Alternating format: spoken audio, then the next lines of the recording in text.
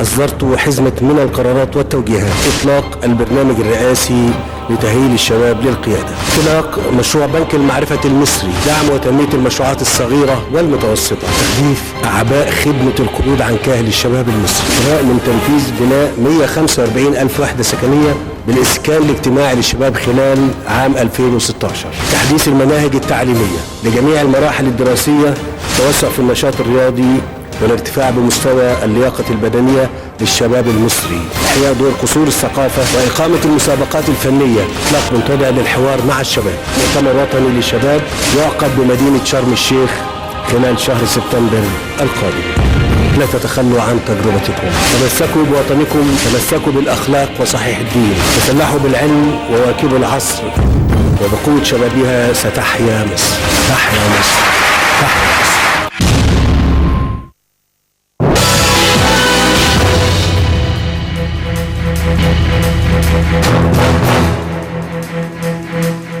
Khaled, as we've seen in the Egyptian vision, Tahya Misr, long live Egypt, with more than one component. Yep. President stated more about ethics and integrity, as we were talking, and also mentioned a very interesting story concerning the physical fitness. Yep. Yes, our youth need to be physically fit. Totally agree, and that's one of the major problems we have. Now, the problem is, to be very realistic, we've got problems in every area of life. Health, education, and health is essential. You know, all those African countries for years, they were having very low growth percentages and so on. Why? Because the people die, the average dying age is around 40 something because of all the illnesses that they have and disease like AIDS and so on. So you improve health, you improve fitness and so on. Now this is one example I would love to see in every sector in our country. And I'd like to mention over here, he's not a friend, I used to know the guy many years ago, the guy in Gwenem. So I'm not supposed to say this about the minister, right? So it's Khaled Abdelaziz, okay? But because he's always been young and energetic, so when the president talks over here about physical fitness and sports and so on, now here is a rare positive example we have in our country, similar to what happened with the energy sector and the electricity, where there was a plan, there were people working to make this vision or a dream, goals and objectives, and actually implement it on the ground. I know that we have like over 2,700 youth centers where football fields and jogging fields and sport fields have been developed and established and maintained now. Sorry, so when this happens, this means that you're really transferring this vision into reality. So the kids in all those areas, they play sport. We're talking about youth centers everywhere in the country. That's superb. Now this happens because here is a minister, he put targets and a plan with milestones, with timelines, with KPIs, key performance indicators, and it happens. I think we need to do the same everywhere. There was another huge decision by the president where he says I guess 20% of the loans from all banks over the coming 4 or 5 years goes to small and medium projects for the kids. Yeah, that's encouraging SMEs. When you allocate all this money now, where is the mechanism to make it happen?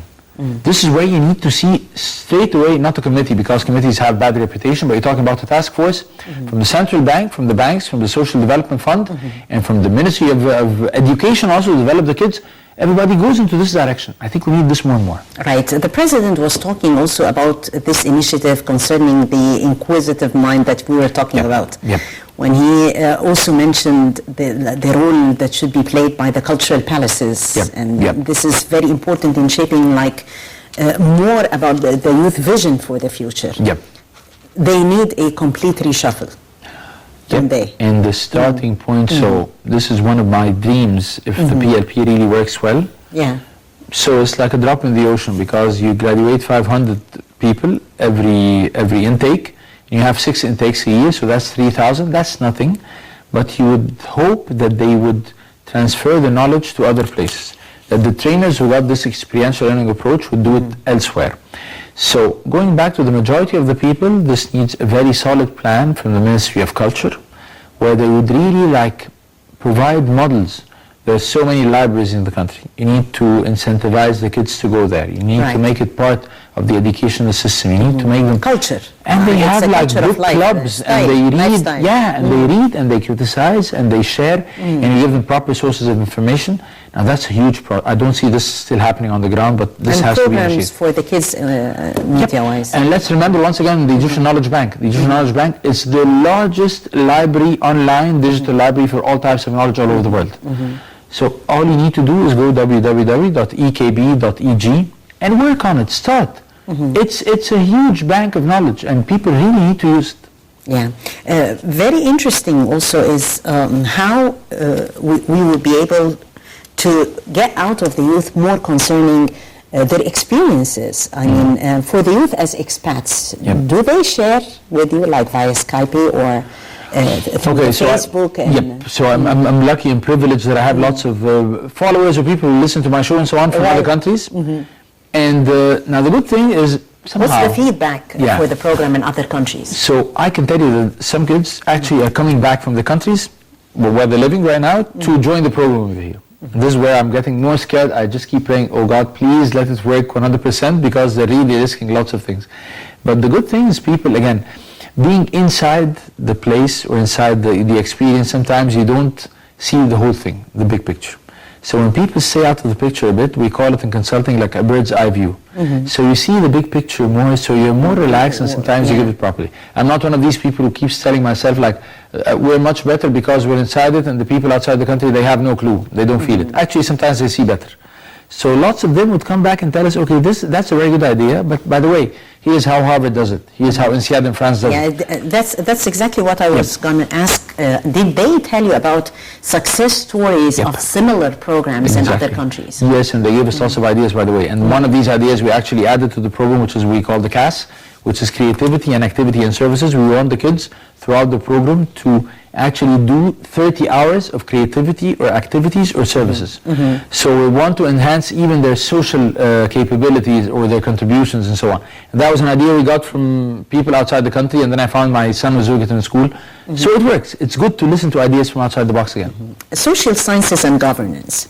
I guess you're working on that as well. So part of it, as we said, lots of contribution in the social area, but there are subjects like public administration, like protocols, like political media, somehow also. But then again, and that's a beautiful idea of a lady who's working with us, she's actually the lady who should be running the whole project, Dr. Munal Togi, and she came up with this like branding of PLP life. So she wants the guys to have a full experience. It's a life story. So it's about ethics, it's about societal contribution, it's about getting together, sharing best practices. We want them to, let's say, enhance and really flourish where it comes to ethics and integrity altogether. Integrity and teamwork. How are they working in parallel? So I'm a bit late. I was supposed to send it yesterday, but now you reminded me. I'm supposed to prepare a couple of paper slides for all the trainers. So in the very first lecture for every subject, they would share this with the guys, with the kids, telling them, okay, here are the bases.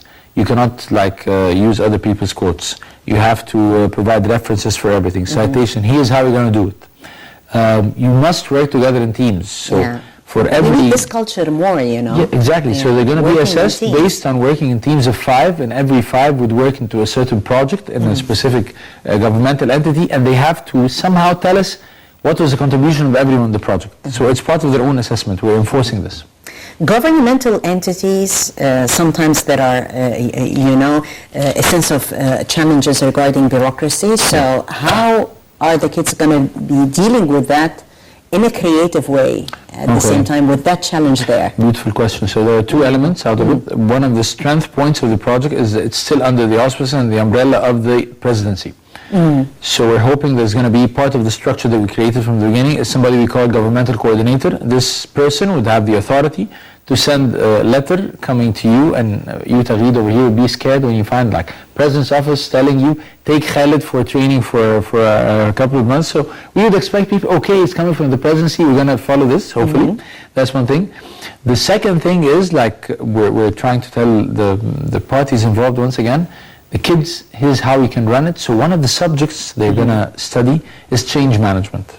Change management, it's a beautiful practical project or subject where they learn how they're going to define change, develop strategies for it, communicate it, actually implement it, manage the resistance and control the resistance, and transition organizations from opposing and resisting change to adopting and accepting change.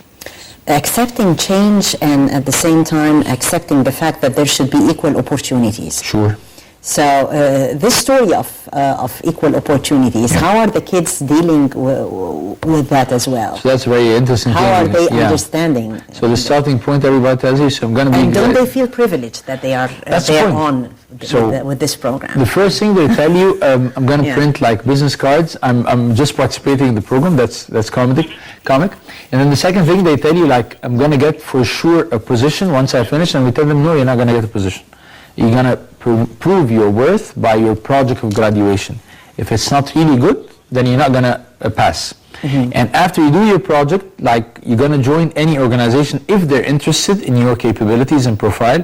You're going to start like any employee in this area. If you really do something good over there with what you learned, you're going to move much faster. No guarantee of anything except your own work and your capabilities. Hopefully, because we're volunteers, we're out of the picture of the implementation totally. I hope and pray and wish that they're going to implement it the way we designed it fully. Right. Well, actually, this debate could take hours. Yep. However, our top stories of the hour is coming up next. Well, the designer of the Presidential Leadership Program, my colleague in the first place, Khaled Habib, the energetic, inspiring colleague. Thank you so much for being my guest tonight. It was really my pleasure. I'm very happy you told me over here that there was some renovations in the place. I'm so happy with it. Place. I loved everything, the smell of things and so on. Beautiful to be among you guys. One of the best teams I've ever worked with, the Nile TV people. Thank you so much, Khaled, and you're so dear to us, you know it, and hopefully you're going to continue with this sense of creativity. Continue designing and continue fighting, because creativity means that you like fight flesh and blood. Right, you are. Thank you so much, Khaled Habib. I thank you, dear viewers, for joining us. A very special debate tonight where we talked about a very interesting topic, how to invest in the youth and how to prepare the leaders of the future. I'm Tagreed Hussein, thanking you all for watching. أن يكون العام 2016 عاما للشباب المصري.